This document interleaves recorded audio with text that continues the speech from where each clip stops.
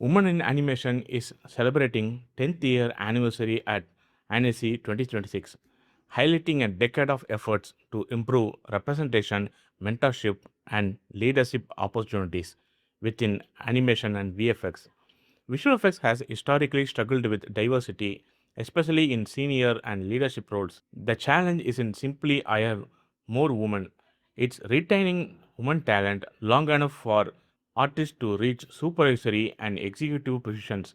As the industry is continues facing talent shortages like women, widening the women talent pool isn't just social pressure anymore.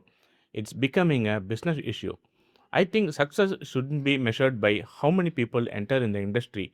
It should be measured by how many people staying for a long time. If talented women artists are leaving after 5 years because of burnout, unstable employment, or poor work life balance, the next decade should focus less on entry and more on retention. Adobe has released Photoshop 27.8 with two features that stand out for VFX artists. First, Photoshop now supports OCIO 2.5 and ACES 2.0, bringing it line with modern VFX color pipeline. Second, Adobe is expanding AI capabilities by allowing artists to use third party models like Gemini and Flux and even train custom AI models on their own image. The OCA update is actually bigger story. For years, Photoshop has been a weak link in many ACS workflows. Artists often have to jump between applications to ensure color consistency. With OCIO 2.5 and ACS support, Photoshop becomes much easier to integrate modern VFX pipeline. And the AI side is also interesting. Adobe is no longer pushing only Firefly. They are turning Photoshop into a platform where multiple AI models can coexist. That means concept artists, matte painters, and look dev artists could experiment with different models without leaving Photoshop. So the Adobe strategy is becoming clear. They are not trying to build a single best AI model. They are trying to become a place where artists use multiple AI models. And history shows that platform usually win over individual tools. Adobe is quietly moving closer to production workflows every year, and that's something worth paying attention to. Boris FX released Mocha Pro 2025 featuring a AI assisted point tracking technology that claims to solve previously considered as impossible to track, such as overlap and fast movements. Tracking is one of the disciplines where small improvements create huge savings. Artists regularly spend hours of difficult shot, including motion blur, deformation, reflection. This is the type of thing I want AI to be doing, helping the existing process, matte refinement, clean plate, so we can get more focus on creative aspect. I think this is the role the AI will play high-end features. Luma released Ray 3.0 with native 16-bit EXR support, HDR support, and keyframe controls like. For years, AI output were mostly social media tools.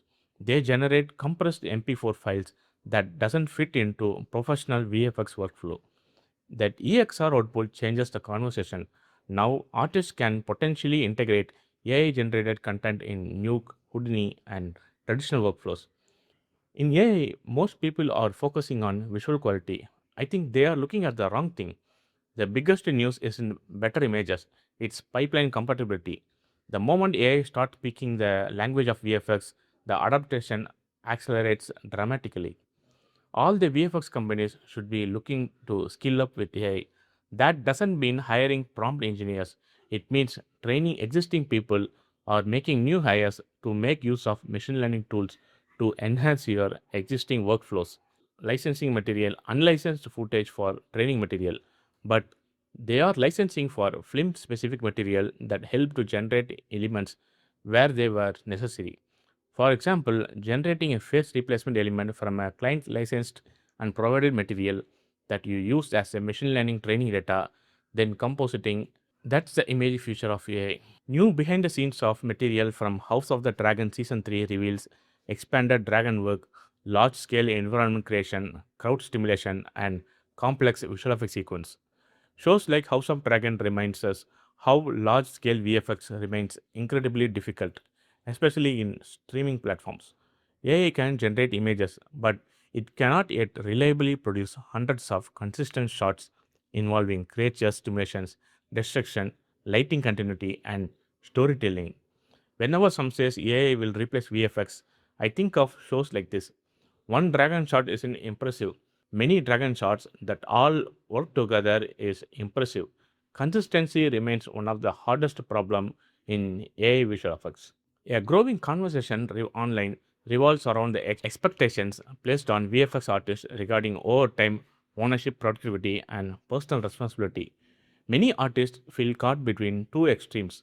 One side argues artists should simply work harder, and other argues every extra minute should be compensated. Reality is usually exists somewhere in middle. The most dangerous thing in VFX is ambiguity. If expectations are unclear, frustration goes on both sides. Studios needs transparency. Artists needs accountability. Neither side wins when expectations are never properly defined. Gaussian splatting continues evolving rapidly as one of the most promising methods for creating highly detailed 3D environments from photograph and captured data. In VFX, traditional asset creation can take weeks to months. Gaussian splatting can generate complex environments significantly faster. Potential applications includes visual production, environment creations, 2.5D compositing, and digital doubles, and for previews. Right now, Gaussian splatting feels similar to photogrammetry 10 years ago. Many artists dismiss it because it isn't perfect. That's a mistake. The technology doesn't need to replace anything. It only needs to replace enough work to become useful. I think we are still early, but this could become one of the biggest workflow shift of the decade. Thank you for watching. Subscribe to topicroombfs.com.